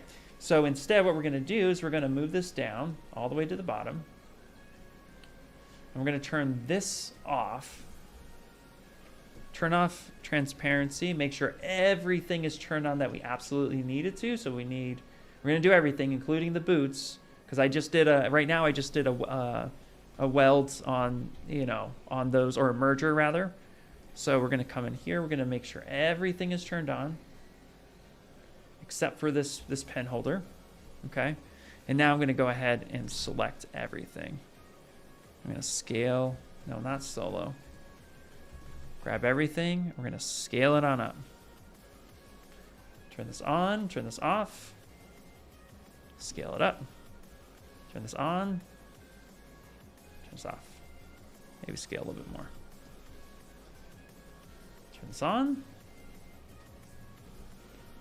Grab this guy. Okay. Yes, there we go. That's looking a little bit better. So now we're going to come in here. Again, I'm going to scale this scale this up.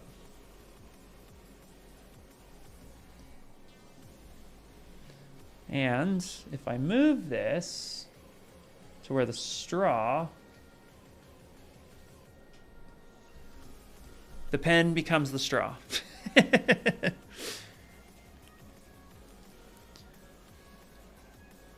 The question is, I can't read who wrote that. The purple is crazy. The question is, what did you do that made you think you'd be banned? Oh yeah, that is a good question. Yeah. How does scale models are painted? Does the size matter in ZBrush if it has to be painted? No. The scale of the model doesn't matter for painting. The vertices do. ZBrush is vertice based, meaning that all of the actual points in itself, all the vertices in themselves is actually what causes the actual painting itself to be captured. So as an example here, if I were to just insert a cube real quick, so we'll just insert a quick cube. We'll zoom in here. We'll grab this. Also, real quick fun fact. If you do work in scale and you realize that your brush might be too small for the scale that you're working with, no worries, actually, because you can turn around and you can adjust that. So I believe, if you go here to draw under preferences, it's set at 1,000, but you can go all the way up to 5,000. So if you wanted to adjust this, you actually could give yourself more room to work with. So you could come up here to preferences, just scale that up. And then from there, when you hit your draw size, you'll actually be able to go higher with it, which is pretty cool. But again, I'm not really doing too many sculpting with that. Also, you could set scene scale, which makes life a lot easier. But nonetheless, so here, we're just going to go ahead and put this in. So I'm going to grab this guy, and let's actually shrink this down. Oh, I was going to show you, sorry, the paint, my brain. So real quick, let's come in here, let's grab this, let's hit F. So if we have this example here where we have some vertices, but it's really lightweight. So if I go to painting, and let's just fill this with white. So let's just color fill, and then let's choose red. So as I start to paint, you can see it's a little bit pixelated. It's only capturing in all of those red spots. If I were to drop my brush size really, really small, and I'm painting right here on this quad, you can absolutely see nothing is happening. But as soon as I go over a vertice, boom, boom, it hits, right? So if I want better resolution, I need to subdivide to get better resolution, and now I can get more paint on that. So everything is resolution based on it, which is within the vertice itself. So all the information that is being captured is via the vertice. This is why scale in ZBrush doesn't matter necessarily. You know, a lot of times, like, this is why the scale question is so huge, because ZBrush's biggest strength is allowing you as the artist to be 100% creative and not bound by real world scale. But we have a system that allows you to quickly turn scale on and work with a more credible, with more credible numbers than just free flowing it, right? So that's why Scale Master is the way that it is, because at the end of the day, we'll go ahead and delete this guy. We don't need it. Boop. At the end of the day, we want to be able to ensure that you can get your products out and that you can actually make it in real world. But we want to make sure that ultimately everything that is done in a way that is, that is ultimately, in your benefit. So again, ZBrush kind of turned the whole industry on its head with that approach, if that makes any sense to you. So what I realized, I'm going to load that if I come here, where was it? Was it bot brushes? No. Where's my materials? I was working with that material. It was super cool. I meant to save that in there. It doesn't matter. It doesn't matter right now. Okay. So that being said, here, let's go back here. And what I want to actually end up doing is I want to push this down into the actual area so that it's close enough. Now, we might cheat this a little bit and not have this perfectly center, but we can have it close enough. And we'll do something like that. Right, we'll have something like that. Now what we're going to do here real fast, I'm going to isolate this poly group because this is the poly group that matters the most, not this. This is just your holder shape. This right here is what really matters to me. So I'm going to go ahead and geometry. What time is it? 2. Okay, we only have a few more minutes. I can't stay into 1 today. There's a lot of prep going on in the background, but we have a few more minutes so we can finish our thought. So here I'm going to go to modify topology and of course delete hidden. And let's grab up our ZModeler. And we're going to now come in here, hover over a face, QMesh with our polygroup all. And we're gonna scale that out just a little bit. We want a nice cut. And let's actually do one more thing, which is real fast. So we're gonna come in here. Nope, not that one. We're gonna come in here and we're going to just expand this. Because what we're gonna do is end up cutting this out of the cup itself. So what do we not need? Well, we don't need the straw anymore. And we really, on the lid, we do need the lid, right? So maybe this will be, nope, don't scale that. Maybe this will be something more like this. So we'll have to cut that all the way through. And we'll come in here, and now we're just gonna hit V real fast. And this is the shape and stuff that we have. What I wanna do as well is I do want to take this guy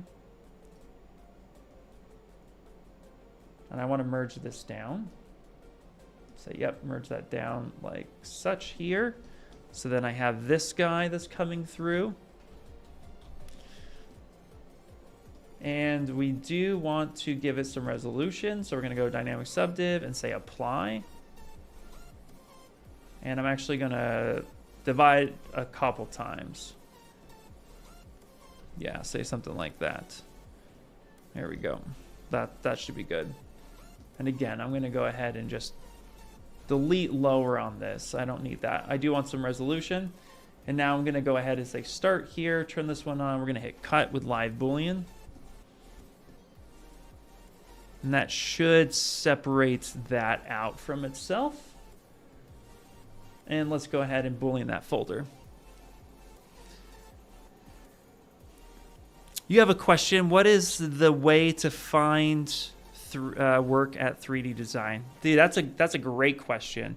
Honestly, it boils down to a lot of little things. The big thing that I think, if I had to give you one big advice, it's networking with as many people as possible. You want to go out and meet new people. So you definitely want to go to trade shows, community events. You want to be where everyone's at, and you want to put your work out constantly. At the end of the day, the two things that everybody wants to know is, you know, can you do the job, and are you somebody that we can come in and work with, right? Everybody wants to, you know, there's so many artists out there, and we want to be able to connect with everybody, but that's always difficult, right? So in any industry that is utilizing 3D, whether it be jewelry, games, film, architecture, automotive, it doesn't matter. At the end of the day, whatever you're working on, you want to be able to establish yourself within those communities. So networking with each other, finding new artists, collaboration with artists is really fun. I love doing collaborations all the time.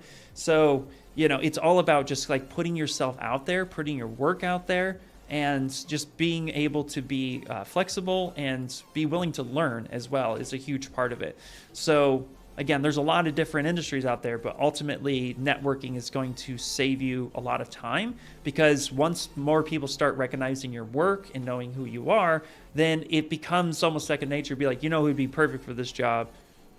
So-and-so, blah, blah, blah, blah, blah. So it's, and I know that sounds, I just make that sound a lot easier than it is, but it's, at the end of the day, if you're constantly going out, shaking people's hands, coming in, meeting people, then you're gonna start making some noise. The louder you are as a person, respectfully, if you're out there putting your work out, you're sharing your stuff constantly, you're opening your portfolio, you're applying all the time, you're going to start making friends, and then those friends will start thinking of you too. So that doesn't necessarily mean that you need friends in order to find yourself in the industry. You could get really, you could find a job, apply for it, and boom, you're in. I had no friends at Funko. I didn't know anybody at Funko when I got hired there back in 2021. But I was able to, I kept putting myself out there. And what I didn't know was that at the time of hire, companies like Funko, they like to gather portfolios. And then if a resume comes in or a CV comes in and it matches some of the stuff that they've been already looking at, it makes it easier to then, you know, for them to be like, oh, this person was cool. And I didn't know that they actually had my portfolio on file, which was fun. And that was because they picked it up through people who had saw that my portfolio was being retweeted. Because companies will do that. They will, that's why Portfolio Day is really big, because you put out there, you get to meet people. If you're into games, there's a lot of game meetups, little communities where people will show up. Like there's one in Burbank that usually happens at like Guildhall, which is a nice little gamer pub. People will show up, a lot of artists will show up there. You get to meet people, hang out, play games, get to know somebody. And then you may not realize that you could be talking to somebody who's like, oh, you know, I need somebody. Let me take a look at your portfolio. It happens all the time, and it's really cool. So networking is a big one, and I definitely highly recommend that. Matthew, what's up, buddy? Hey, no worries, man, no worries. I know the stream's going to get cut short a little bit here today, and I keep ranting and raving. So here, real quick, I'm going to come in, turn this on. So we just made this cut, and now what I'm going to do is I'm going to come in here, PolyGroups, Auto Groups. And, of course, I made the wrong cut. Why did I do that? Okay, so my cut didn't work because I can almost guarantee that the reason why it didn't work is because I failed to do one aspect of it. And that was have the exit for the cut. So what do I mean by that? So the cut stopped somewhere down the middle. And what I wanted to do was actually extend this all the way through.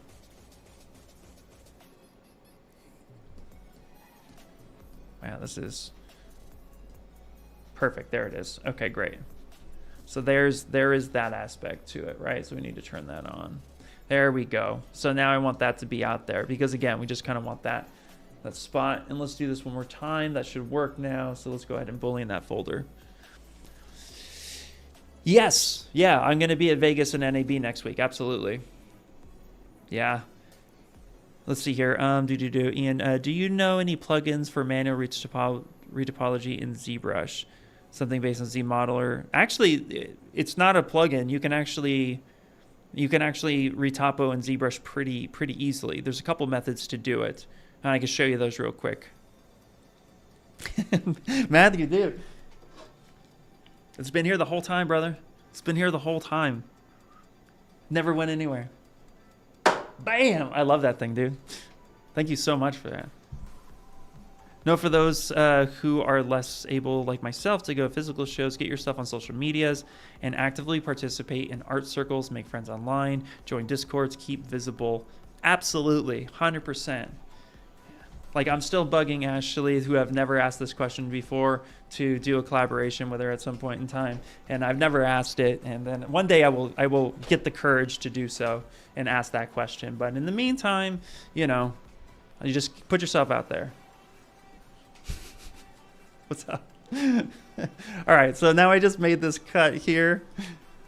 And then come through and then do PolyGroups and Auto Groups. And now let's see, did this cut work for me? There it is. Yep, so now I have my cut that goes all the way through. Bada bing, bada boom. There it is. So now I can just come through here. And of course, I can delete hidden, which is key to it.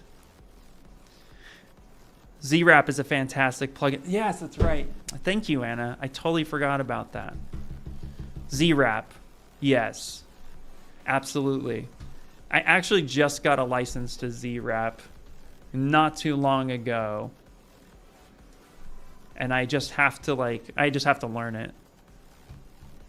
Yeah, ZWrap. Good. Look at that. Anna's always coming in clutch.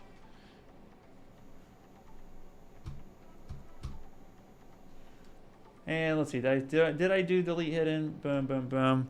Wrap 3D is better. I don't know. I haven't used either. I can't speak on that. I think it's preference. I always think it's preference, you know? Like I just started using like Anna just actually recommended fiber shop to me for hair cards. And then I was telling a buddy of mine, I was like, dude, I just found this awesome program. He's like, I don't like it. And I'm like, okay, I love it though. I'm like, I can do hair cards in no time flat. That's awesome. I think it's all preference at the end of the day. Okay, so now we have the coffee cup, right? We need to get the belt bags in here. Boom, boom, boom, boom. So let's turn all this stuff on. Let's just turn everything on. Let's get everything turned on here the way we need it to be. Right, let's turn off. We need to now take belt bags. So I need this guy, and this guy. No. What are you doing, Ian? What are we doing? I don't know, it's a good question. Let's grab this stuff. There we go. Okay, great.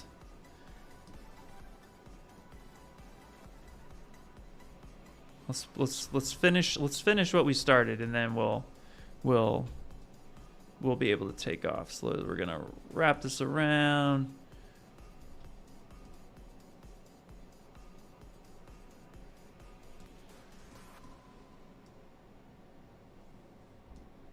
Hey, I use ZWrap. It helps a lot. Nice, nice. Yeah, ZWrap is a good one, but still not helping manual retopo. Yeah, so here I'll show you some retopo stuff you could do. Like it's not super crazy. It's all in what's. We actually have a couple Ask ZBrush videos for it too. I could point you into that direction as well. Okay, so we're gonna have to be able to make some manual adjustments to these bags and stuff. Like so, we'll finesse this. Not everything works in every pose, so you'll have to change some stuff. But for right now, for the sake of sakes, we can just come in and get this close enough, and then we'll refine the process a bit later. So let's just get this turned on here, and then let's just turn on the boots, turn that off rather, and then let's turn the cup back on. Okay, perfect. So now let's do this. Let's come up here to save as, and we're gonna make this number 3 because I don't want to lose anything. So let's do that. And then let's talk about manual retopo real quick. And that's how we'll end today's stream. So we'll have our little guy sitting up here looking all sorts of cute and adorable. Right, and let's, there we go. And actually real fast, just because I'm curious. Turn that off, put that over there. Turn that. I don't know why that got pushed off like that, but it did. Okay. That's fine. Let's do this. Let's do... Oh, you know why? Okay, I know why it got pushed like that. So we want the thickness to be a little bit more. So because I adjusted the scale of my model, the thickness actually also got adjusted. So we want to push that back in. Okay. And that's why this also looks a little funky. So let's do that. Let's do that, and then we'll push it in just a little bit. Okay, close enough. All right, so now that we got this guy looking pretty cute. I think he's all right here. Let's turn the color back on, and let's go ahead and stamp this for today, and then let's do, of course, the there we go. Yeah, he's so cute. Love it. We don't need live boolean anymore, so let's turn that off. Okay, so we got this. Let's stamp this up, say right there, and let's talk about manual retopology for a second. So I'm gonna go back to the blockout version of him, and let's go to 5. And you can see there's a night and day difference. Okay, so retopology, manual retopology in ZBrush. So there's no real like crazy plugin for it. It's pretty straightforward. I actually like doing manual retopology in ZBrush because it's simple. I don't have a lot of crazy tool features, but there are a couple of approaches we can take. The first one is through ZModeler. And if we wanted to retopo his head, so I'm just gonna go ahead real fast and I'm gonna go ahead and let's turn everything off. And I'm just gonna go ahead and just merge Just want to merge visible. I just want to put this on its own head for a second. There we go. Let's just get rid of that. I'm just separating the head just for me so I don't get too crazy with this. Delete hidden. So the first way to do retopology is actually really simple. It's actually with ZSphere, right? So that's the first thing we can do. We can come in here, insert a ZSphere, and we can take this shape. We can turn on symmetry, move this up into the head. I like to make this really small. So if I were to just come through here, scale this down, and then move that. I like to put that somewhere here. Boom, just say something like that, okay? And then with the ZSphere selected, what we need to now do is come down to our topology, and we need to start editing our topology. Now at this point, we want to focus on draw, and move, scale, all that stuff is going to let us do it. So draw simply works. I click a point, I click a second point, I get an arrow. That arrow is telling me what direction I should go. So if I click down here, sorry, come through here, start over, click that spot one more time. So I'm going to click here and click here. Now I can go this way, or I can just go straight down. And again, I'm just connecting these. Now I have my quad, right? And here, like I said, the arrow itself was telling me where to go. So if I click off in space anywhere, I get to start a new dot. So if I click here, now I can come through and start clicking like this. And I can come in here and start clicking these shapes. And I can just keep doing this all the way through, right? And then if I want to check this, I'll just tap here in space. If I want to check what's going on, then that's okay. I'll just go ahead and hit A, and you'll see here that I get a really nasty piece of geometry. Why is that? Well, that's because A is adaptive skin. It's telling me, showing me the preview. So I need to go to adaptive skin, drop this down to density 1 with DynaMesh at 0, turn it off and on again, and now you can see I have my quads. Then I go back into my topology here, and I just keep going. So I come in and I tap a spot here, and I just go, you know what, I want to come in here and hit these points. I moved around, no big deal. I can go to move. I can move my points however I need to. Go back to draw, and again, I can just start clicking this in. Boom, boom, boom. Right? So this is the way in which I can start doing stuff. Don't make triangles like me. Don't be like me. So this is how you would end up doing that. This is the first way of retopologizing. Then when you hit A, and let's say we're done with it and we're super happy, then what we can do is say make adaptive skin, and now I have this skin here. The cool part about it is if you never get rid of the ZSphere, you can hide the ZSphere, right? Come over here, copy this mesh, and bring it back in. Just paste it back in, and there it is. And then you can do all your project details and stuff, because this is nice, clean topology. Okay, so this is absolutely the way that you can go about doing it. That's way number 1. Way number 2 is actually through, and let's assume I didn't have, I don't have subdivisions. So way number 2 is actually with ZModeler. So, and this actually has some really cool benefits and tricks to it. First thing, I hit B for brush, and then I'm going to hit P for, sorry, not P, I'm going to hit B for brush, I for insert, and H. So B-I-H. And the reason why is that is IMM Primitive's half. So we have an IMM Primitives brush, which are whole ones, and then we have ones that have half. The difference is on the half one, we have a single poly. And that single poly is perfect. That's what we would like to have. So I can come through here, have my symmetry turned on, and let's say I would just want to start right here. Boop, that's fine. Got that quad right there, okay? So now that I have my quad here, let's go ahead and let's go to, we're going to go to split, and we're going to split on mask points. We're going to turn solo off for a second, and now we have this. Now what we can do is we can either make the ZModeler brush work for us, or we can go up to brush in the lightbox menu, go up to ZModeler, and they already built a ZModeler topology brush. And what makes this version so special and why it is the way it is, why are you the way that you are? We're going to go ahead and select our quads here, hover over an edge. So our edge is set to extrude, which is perfect, and also has a snap to surface. Our actual quad has set do nothing because we don't want to touch the quads on anything and have it do stuff. Or if we go to the actual points, you can see that we have move and snap to surface. Now what's fun is I can just go ahead here and I can start dragging this out. And you can see that it's starting to snap to that surface. If I turn on my transpose right here and kind of ghost it, I can start seeing a little bit more of what's happening here. So now this will all snap to the surface. And what's fun is if I come over here and I start dragging this out and I press Alt, I can actually get these things right here to do boom, boom, meaning like it'll, words, Ian. It'll actually, as I drag this out, it'll bring out that whole row.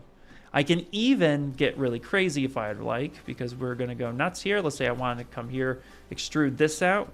So if I wanted to extrude this, let's just go back to single for a second. We can actually say number of rows that we'd want to do. So right now it's set to single row, but if I come over here, number of rows, I could say, you know what, number of rows, let's do 6, because we're feeling wild. And I can draw 6 of these things out. I can just start moving this in. Move this here, move this here.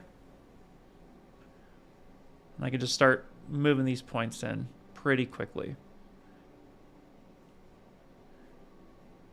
As an example. So you can start dragging this stuff out pretty quickly. So you could say, you know, at this point here, let these points snap to each other, let these points snap to each other, etc., etc. Come on, click, click, click. That's fine. Click that one. Click that one. So you get the idea. And then we can just start, again, we could just start coming through here, go back to single row if we wanted to. So, and you could just start clicking this stuff in pretty quickly. And if I just tap the edges, it'll extrude the same amount every time. So it's all about just getting something pretty quickly. Manual retopology, you know, this is about the approach that we have on it currently. But again, just come in and start snapping points together, etc., etc. And because I did it all poorly, I have a triangle there, but don't worry about that triangle. Don't worry about that little guy. So yeah. And this matches to the actual shape of it. So I don't have to worry about it. What you could also do as well, if you want, is you can actually go up to geometry. You can go up to dynamic subdiv and just turn on thickness. And you can get thickness a little bit. So then you can see exactly where everything is as well. So those are the ways to approach manual retopology in ZBrush. So it's a little bit more of a simpler approach, but I appreciate that because when I sit down and actually manual retopology, I take my time and I just kind of like focus on the things that I want to focus on. Yes, you can delete an edge loop. Absolutely. Yeah, if I come over here, just hover over an edge, just like you can with normal ZModeler, just go to Insert, and you can just delete that edge loop. Absolutely. Just hold Alt and delete. You can even add edge loops, same difference. You can come over here, and you can say, you know, I need to add an edge loop, and I need to add an edge loop there, and there, and there. Boom. Absolutely. 100%. So it's a balance, yeah.